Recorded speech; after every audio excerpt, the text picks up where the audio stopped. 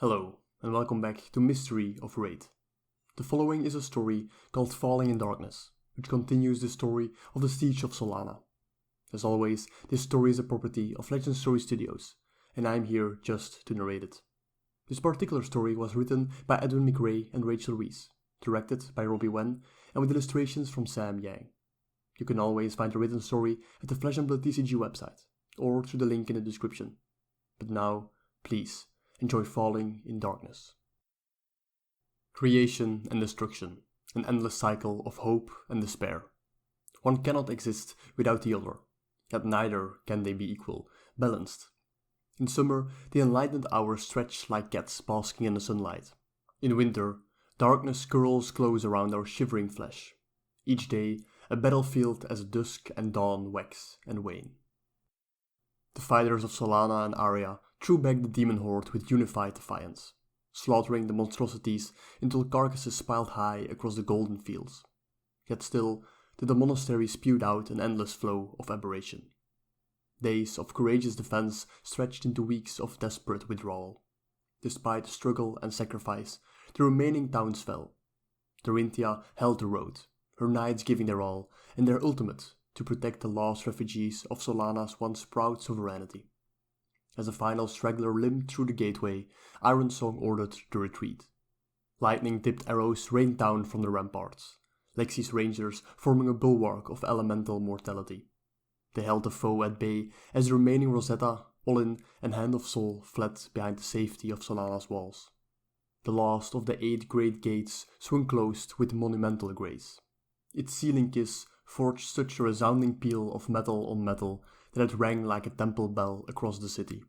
Dorinthia looked at the people she had saved, the blood-smeared faces of parents clutching ragged children, too shocked, too exhausted to cry. Dorinthia clenched her teeth against the acid guilt that rose like bile in her throat.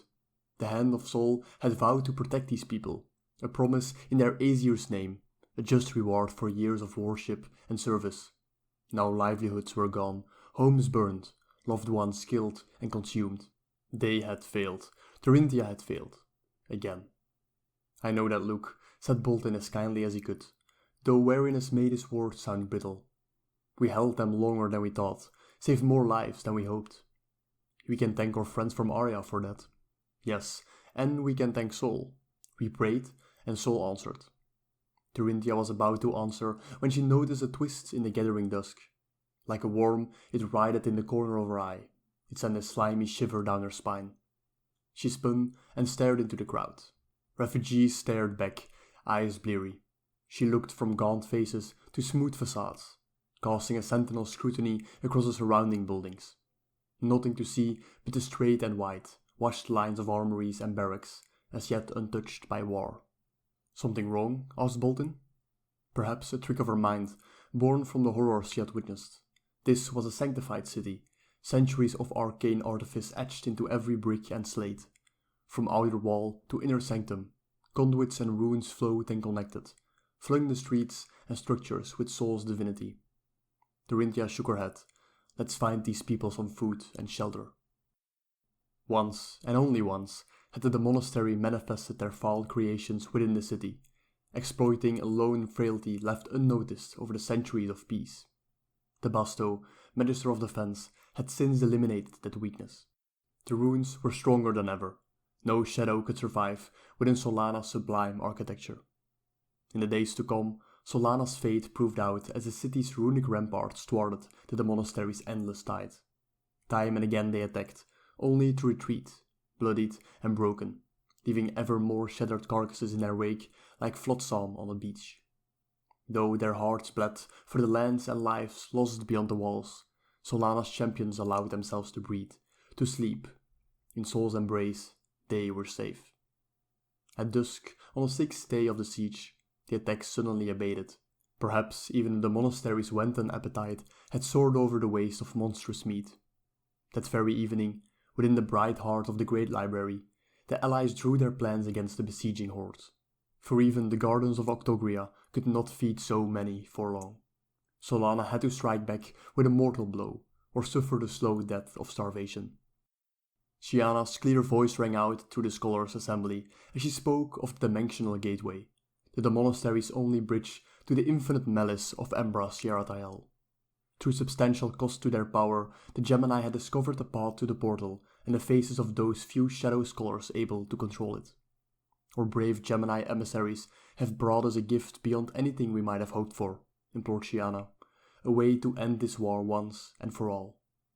Beside her, Prism nodded her agreement, yet it was Dorinthia who spoke. We must go now, for Solana. She looked to Bravo and Lexi, Briar and Oldham, and the brave folk of Aria who remained, for all of Raid. Behind Dorinthia's steely gaze, Minerva tumbled over and over into that inky rift on Morlock Hill. Was her friend still alive, held somewhere in the monastery? Was it better if she were dead? Across the hall, Bolton stood and raised his hands, begging patience. While Dorinthia speaks true, I have seen the Gemini's reports. They have sacrificed much, yet we know little of what we shall face beyond the veil. We must prepare. We might not get a second chance.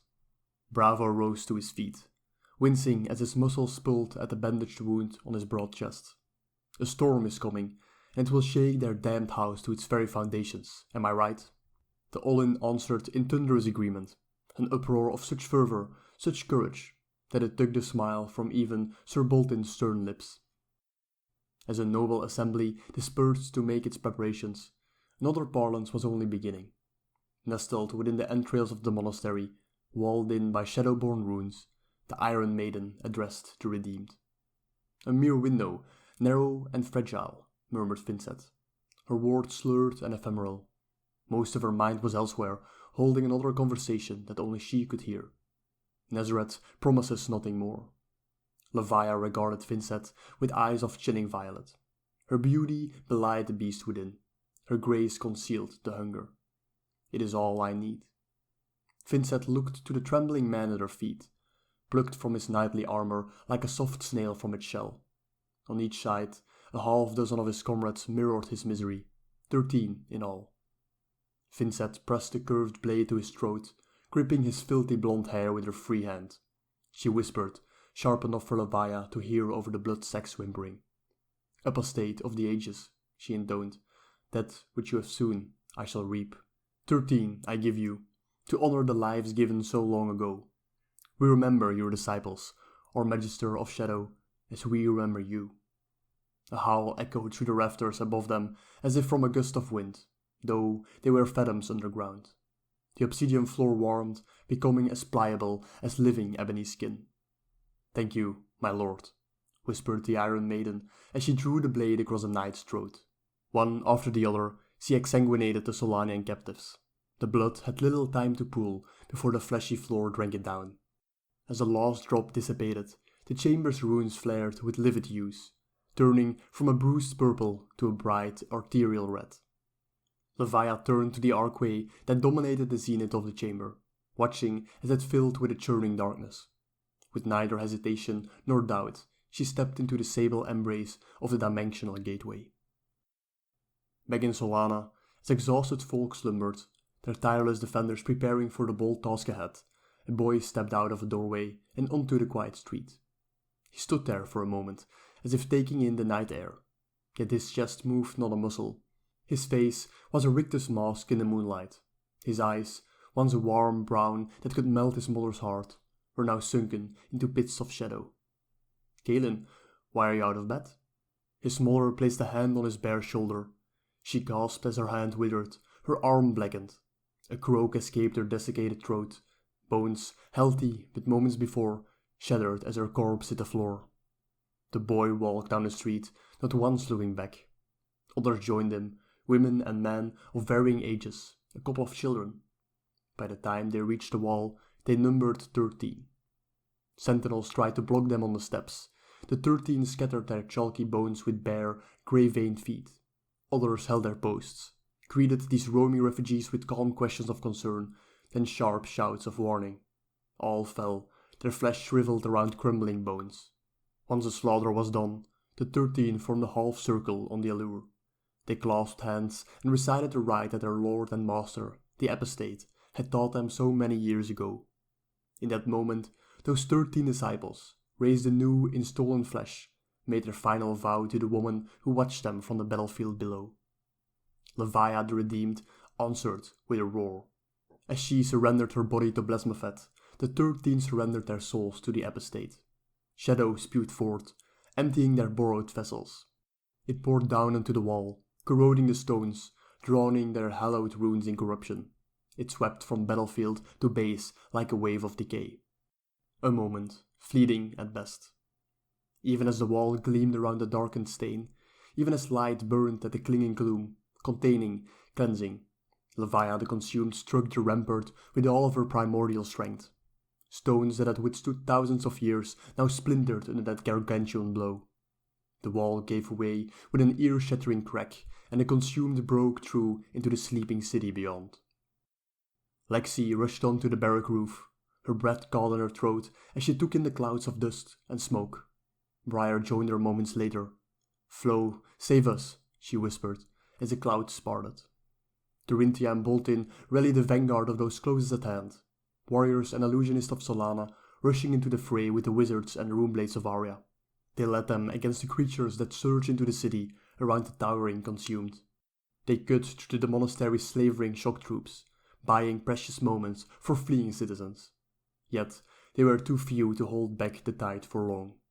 Half their number fell in the first charge, more as their formation buckled under the sheer weight of the onslaught. "To the solarium," ordered Boltin, the war tune's blessings ringing in his ears. With Orinthia at his side, Boltin held the line until the last of the surviving allies had broken free. Oldim and Bravo mustered their guardians, leading them toward a column of char-black dust. With shields raised, they strode against a flood of panic, terrified city folk and bloodied fighters washing around them. "Look," cried Oldim. The 2 armored figures of Sir Boltin and Dorinthia Ironsong sprinted around the corner, their once white capes now torn rags flapping in their wake. "Regroup," Dorinthia shouted. "The solarium."